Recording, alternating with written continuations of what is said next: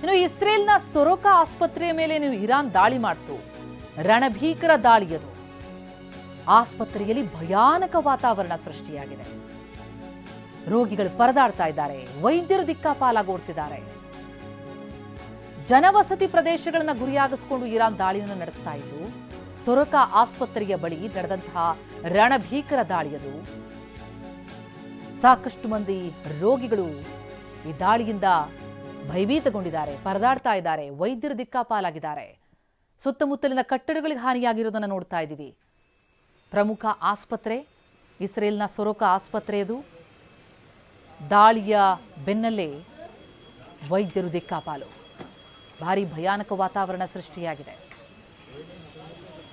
ಜನವಸತಿ ಪ್ರದೇಶಗಳನ್ನು ಗುರಿಯಾಗಿಸಿಕೊಂಡು ಇರಾನ್ ದಾಳಿ ನಡೆಸ್ತಾ ಇರುವ ಹಿನ್ನೆಲೆ ಇಸ್ರೇಲ್ನ ಪರಿಸ್ಥಿತಿ ಇದು. ಸಂಘರ್ಷ ಮುಂದುವರಿತಾ ಇದೆ. ಇಸ್ರೇಲ್ನ ವೈದ್ಯಕೀಯ ಕೇಂದ್ರದ ಮೇಲೆ ಇರಾನ್ ದಾಳಿ ಮಾಡಿದೆ. ಸೊರೊಕಾ ಆಸ್ಪತ್ರೆಯ ಸುತ್ತಮುತ್ತಲಿನ ಕಟ್ಟಡಗಳು ಧ್ವಂಸ ಆಗಿರೋದನ್ನು ನೋಡ್ತಾ ಇದ್ದೀವಿ. ಆಸ್ಪತ್ರೆಯ ಒಳಗೆ ಭಯಭೀತ ವಾತಾವರಣ, ರೋಗಿಗಳು ಪರದಾಡ್ತಾ ಇದ್ದಾರೆ. ಆಸ್ಪತ್ರೆಯ ಸುತ್ತಮುತ್ತಲಿನ ಚಿತ್ರಣ, ಆಸ್ಪತ್ರೆಯ ಒಳಗಿನ ಸನ್ನಿವೇಶ ನೋಡ್ತಾ ಇದ್ದೀವಿ. ಕೂಗಾಟ, ಚೀರಾಟ ಕೇಳಿ ಬರ್ತಾ ಇದೆ. ಸಹಜವಾಗಿ ದಾಳಿ ಆದ್ರೆ ಭಯಭೀತಗೊಳ್ತಾರೆ ಜನ.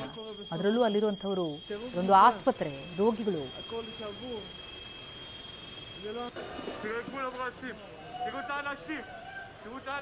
ಮುಂದುವರಿತಲೇ ಇದೆ ಸಂಘರ್ಷ, ತೀವ್ರ ಸ್ವರೂಪ ಪಡಿತಾ ಇದೆ.